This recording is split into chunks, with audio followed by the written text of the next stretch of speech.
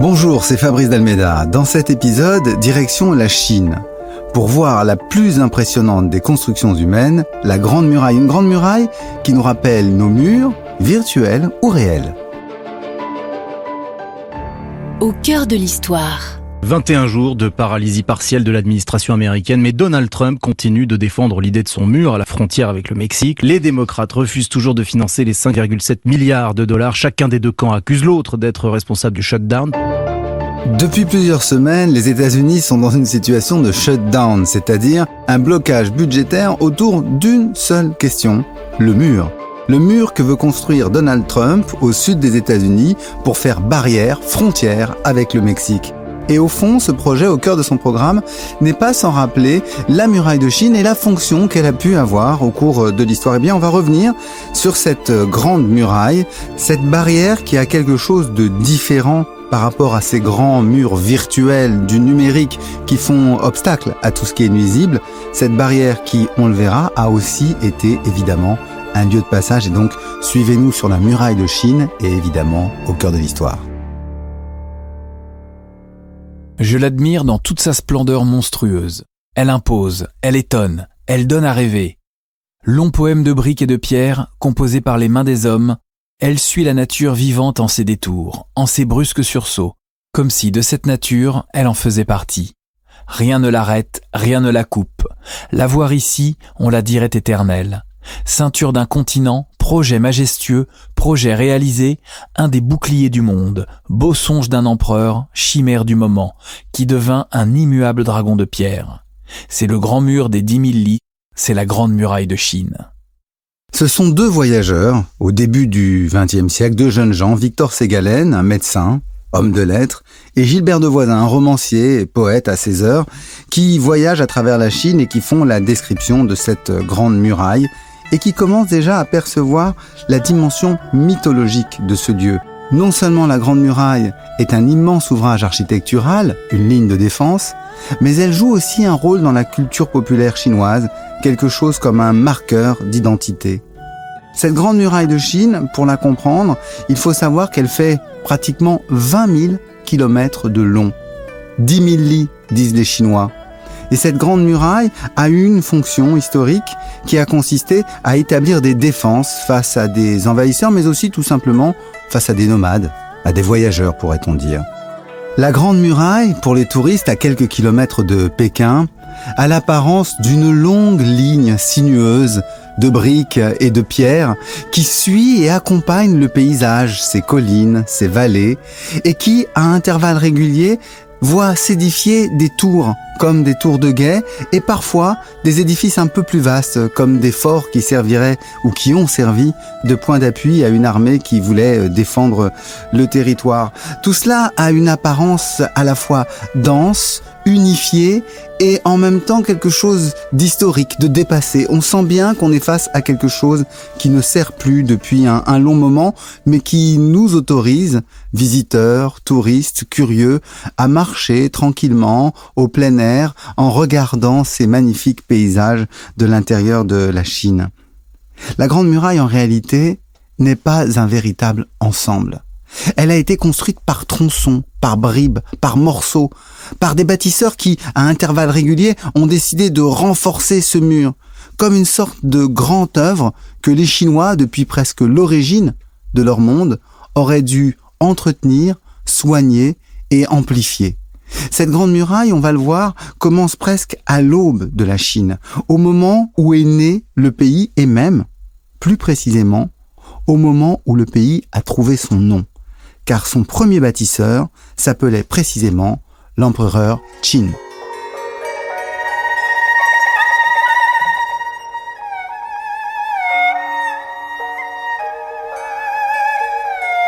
Il y a une sorte de préhistoire à la Grande Muraille de Chine. C'était à la période qui porte ce nom assez charmant de printemps et des automnes, à l'époque où la Chine était séparée en différents royaumes. Et puis, chacun d'eux a décidé d'édifier ses propres murailles pour se distinguer et se séparer de ses adversaires. C'était encore le cas au moment des royaumes combattants.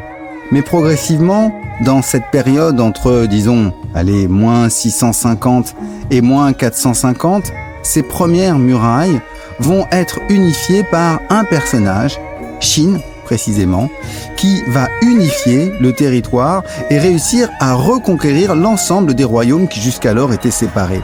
On se situe alors vers moins 221 avant Jésus-Christ. Le règne précis de Shin Xuanzangdi est entre 221 et 210.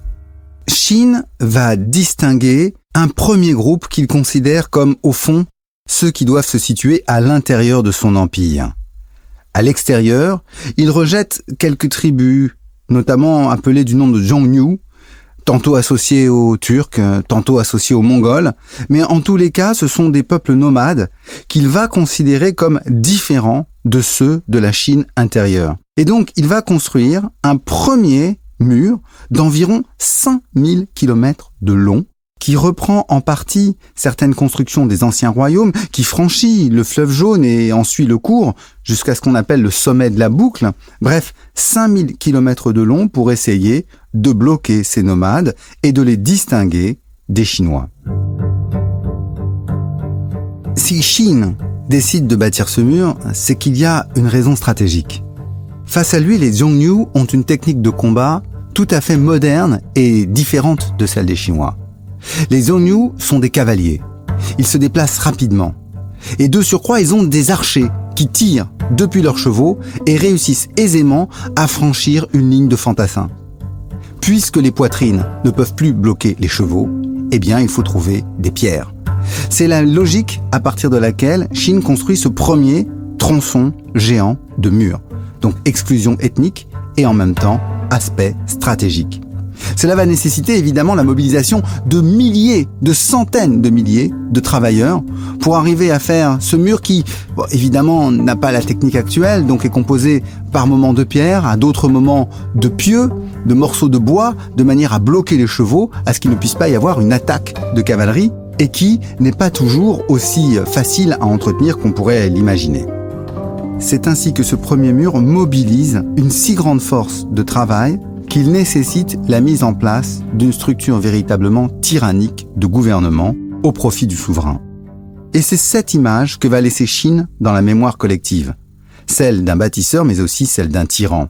C'est en tout cas le jugement que reprend Sima Qian, un des premiers historiens chinois vers le 1er siècle avant notre ère, qui témoigne dans ses écrits à la fois de ce qu'il a pu voir de la muraille, mais en même temps du pouvoir terrifiant que Shin avait établi sur le pays.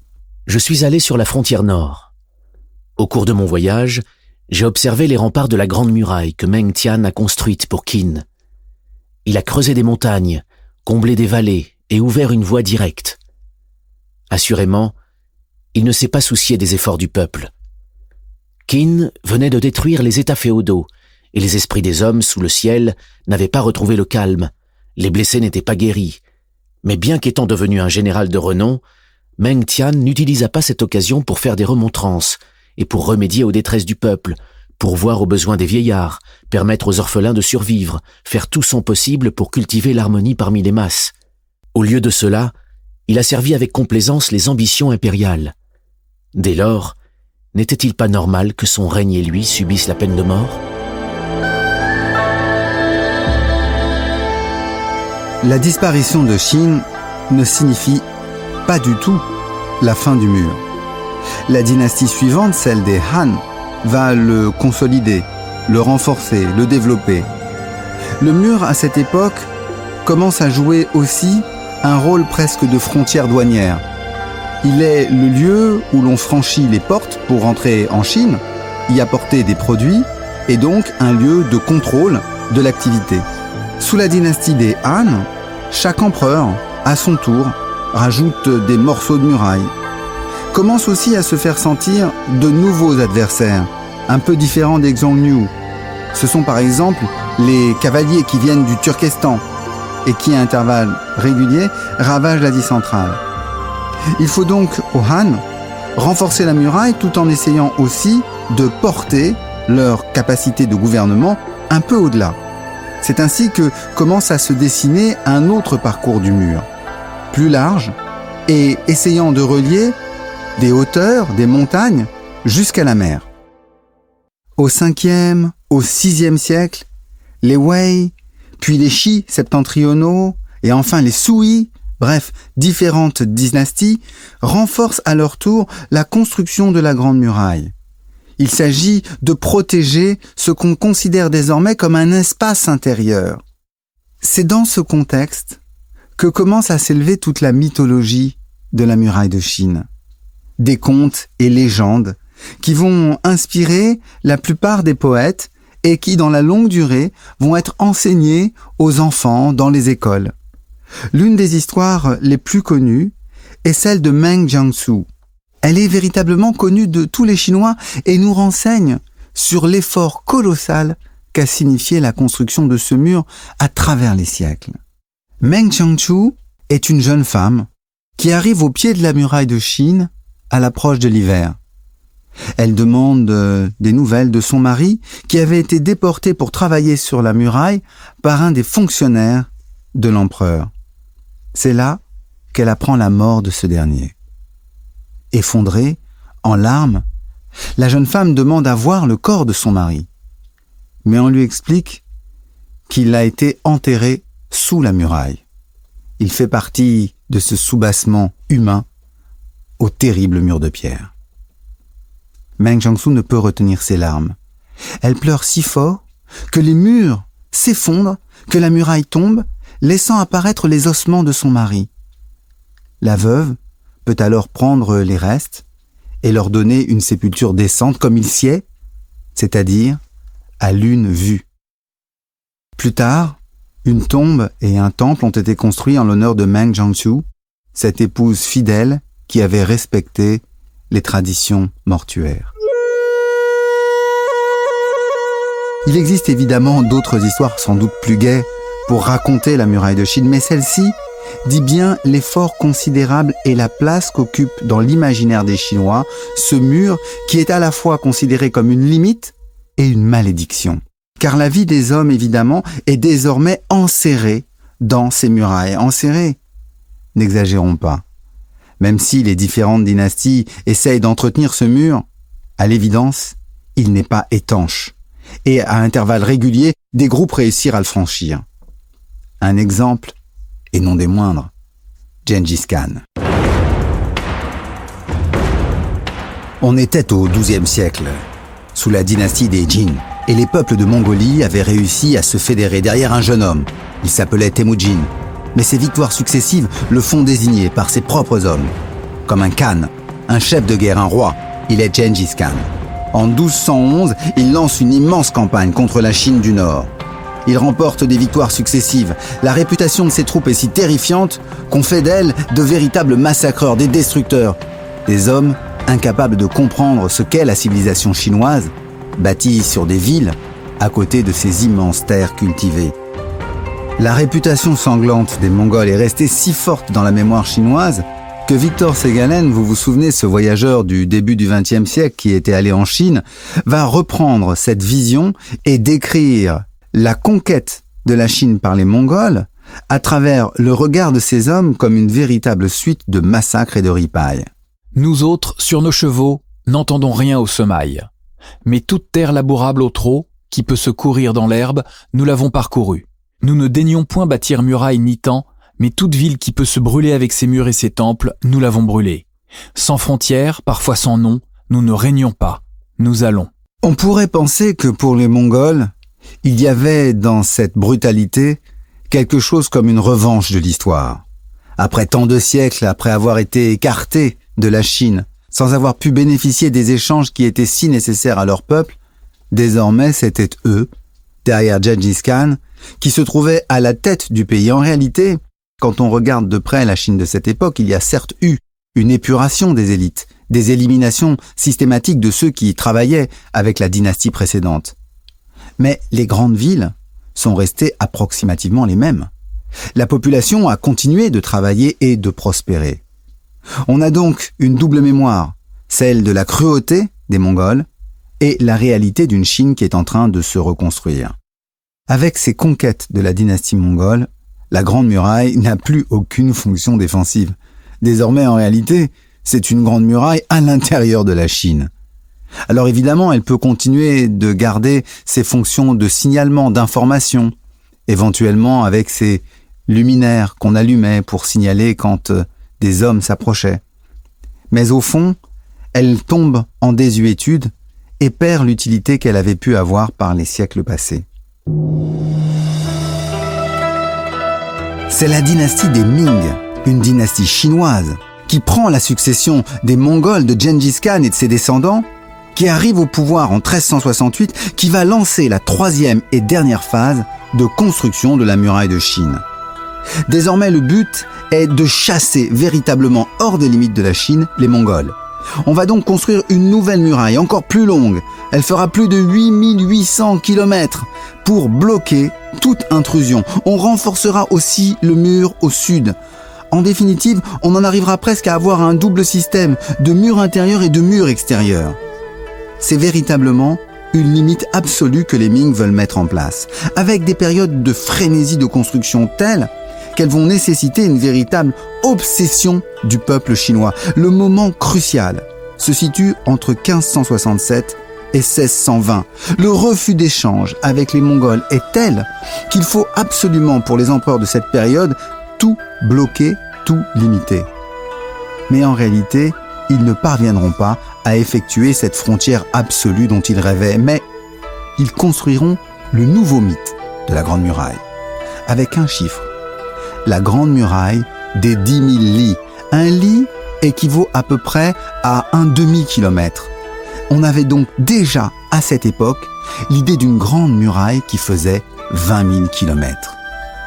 Toute la période Ming est tournée autour de ce mur, comme à l'origine, l'empereur Qin avait tellement été obsédé par cette ligne de défense que, rappelez-vous, il y avait fait établir son tombeau, avec ce tertre sous lequel on l'a retrouvé enterré avec ses soldats de céramique, toute cette armée imaginaire et de pierre. À l'époque Ming, la construction est si importante qu'on va développer la technologie de la brique. On aura même des artisans, des constructeurs qui seront installés le long de la muraille pour produire au fur et à mesure tout ce qui est nécessaire à l'édification du mur. Pour parvenir à relier toutes ces briques, les ingénieurs chinois de l'époque ont mis au point une nouvelle technique de ciment à base de riz gluant. Les archéologues l'ont retrouvée et s'émerveillent encore qu'elle puisse tenir aussi bien. Cela signifie une véritable économie structurée tout entière autour de la muraille de Chine. L'effort est si considérable que le pays finit par s'y épuiser. Les Ming n'ont pas vu venir l'autre danger. À l'est, de l'autre côté de la muraille, se trouve la Mandchourie. Et alors qu'ils ont fait un effort si considérable pour renforcer la muraille, eh bien, les Mandchous vont réussir à les dépasser à la faveur de cette crise intérieure et à devenir les nouveaux maîtres de la Chine, si bien que le mur est de nouveau caduc, de nouveau à l'intérieur des frontières d'un nouvel empire. Et nous voici, avec cette grande muraille, telle que nous nous la figurons dans l'esprit, telle que nous l'imaginons. Aujourd'hui, évidemment, la grande muraille n'est plus cette ligne de défense réelle qu'elle a pu constituer. Elle est devenue progressivement, à partir du 19e siècle, une sorte de marqueur, d'élément de définition de ce qu'était la Chine. Au 20e siècle, on peut même dire qu'elle est le symbole des Chinois.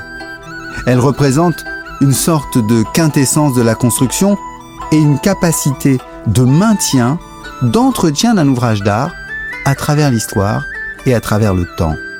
C'est Lu Xun, un auteur du XXe siècle en 1935, qui résumera ce sentiment contrasté que tout Chinois éprouve à l'égard de la muraille de Chine, à la fois un enfermement et une fierté. Je me suis toujours senti enfermé de tous côtés par la Grande Muraille, ce mur de vieilles briques qu'on est toujours en train de consolider. L'ancien et le nouveau conspirent à nous confiner tous. Quand arrêterons-nous d'ajouter de nouvelles briques à la muraille ? La Grande Muraille de Chine, une merveille et une malédiction. Au début du XXIe siècle, la Grande Muraille n'est plus une frontière. Elle est devenue un véritable lieu de mémoire des efforts qui ont été accomplis par les Chinois pour constituer un peuple. Évidemment, le monde communiste pendant un moment, la regardaient comme un vestige, inutile et stérile. Mais progressivement, ces mêmes dirigeants ont compris la nécessité de se servir de cet outil pour renforcer le nationalisme chinois. Ils ont donc entretenu la Grande Muraille et son mythe. Ils ont permis l'accès des touristes étrangers à ces magnifiques sites dans lesquels le paysage et les constructions humaines se mêlent avec une véritable harmonie. Mais les leçons à tirer de la Grande Muraille vont bien au-delà. D'abord, cette image est présente dans le bureau du président Xi Jinping. La Grande Muraille est donc encore constitutive de l'identité chinoise. Elle marque, au fond, une mentalité qui inscrit sa construction identitaire à partir d'une limite. Cette limite peut même être virtuelle et on comprend ainsi pourquoi le gouvernement chinois met un tel enjeu à avoir une ligne de défense dans le numérique qui ne soit pas surmontable. Mais en réalité, déjà, les Chinois consultent d'autres sites et trouvent tous les moyens pour essayer de contourner cette limite, signe que tout mur est dépassable. Un mythe doit être déconstruit. La Grande Muraille n'est pas visible depuis la Lune. La planète bleue n'est pas une planète bleue avec un petit trait rose. Malgré cette nuance, la Grande Muraille n'en reste pas moins la plus grande des constructions humaines.